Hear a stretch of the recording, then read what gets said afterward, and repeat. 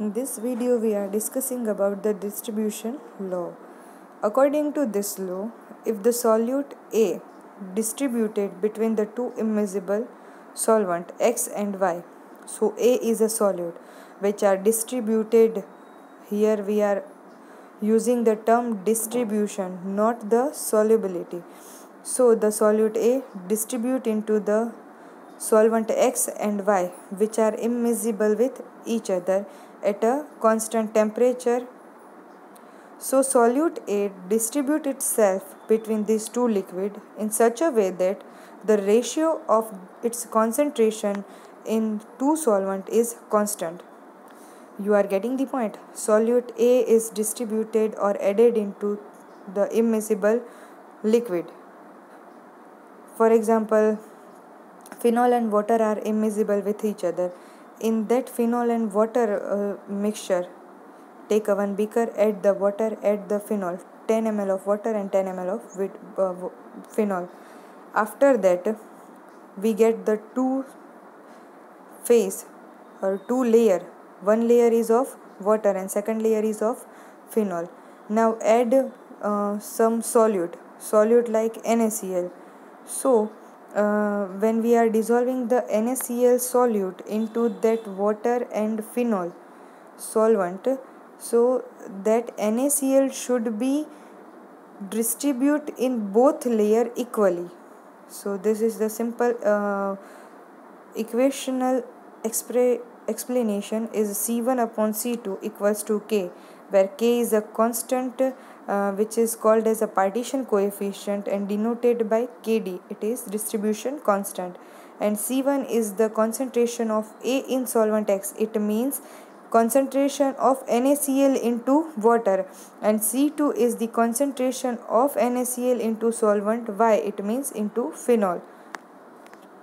Next, explanation of this law. So this is the equilibrium law. When the distribution of solute A reached at the dynamic equilibrium, the rate R1 at which molecule of A pass from solvent X to Y. Here, the molecule have to pass from both phase for the equilibrium. So if the molecule, it means if the NaCl passing from water to phenol, it means X to Y liquid, the rate is known as R1. And same, the rate R2 is if the molecule A pass from solvent Y to X at the concentration C2 in Y. So here rate of the solute A is affecting and explaining this law also. So here the law is giving the equation like R1 is the rate of solute A passing from X to Y solvent, and the concentration C1 is in X phase, X layer, and R2 is the rate of X Y to X liquid and concentration in Y. So R1 is proportional to C1. So it is if we are removing that proportional sign, we have to add the constant. So R1 is equals to K1 into C1, while K1 is the constant. Now same it is done with the R2. So R2 equals to K2 into C2. At the equilibrium stage, this both R1 and R2 will be equal to each other. So due to that, this R1 is K1 into C1 and R2 is K2 into C2. So both are equal. Now this both are write as a C1 upon C2 equals to K2 upon K1. One side is the concentration and another side is a constant, equals to Kd, which is the coefficient, partition coefficient.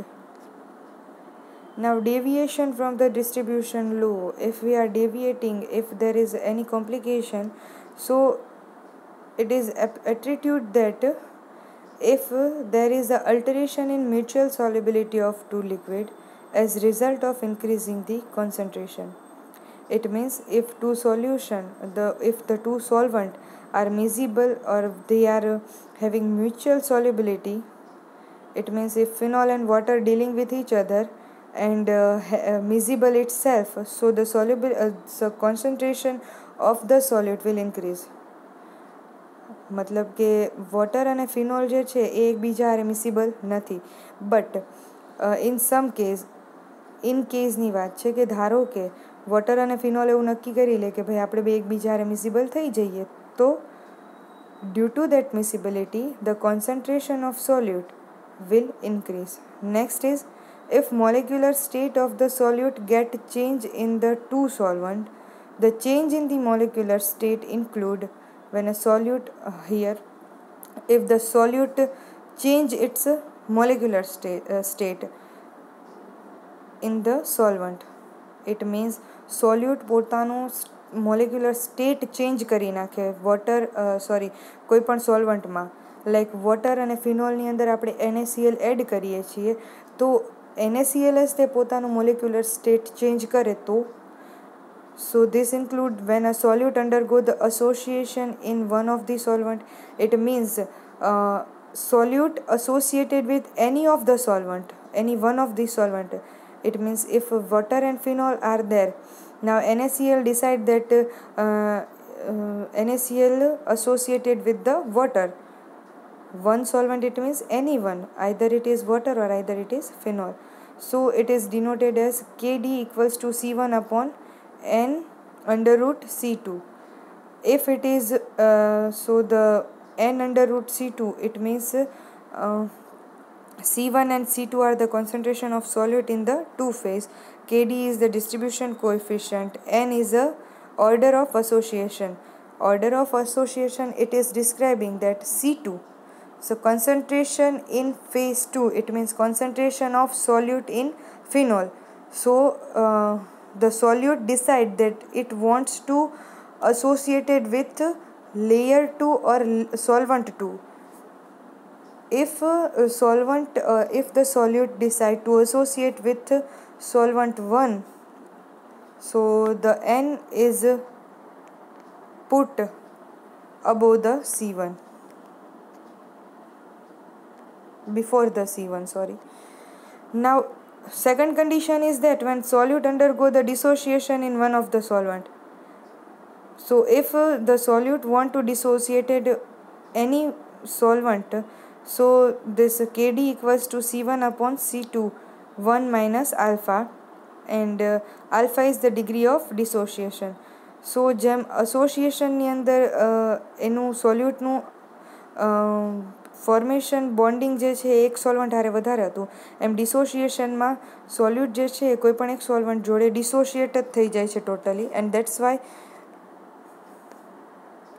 Now limitation of this distribution law. So solute should not react with any solvent, no reaction with the solvent.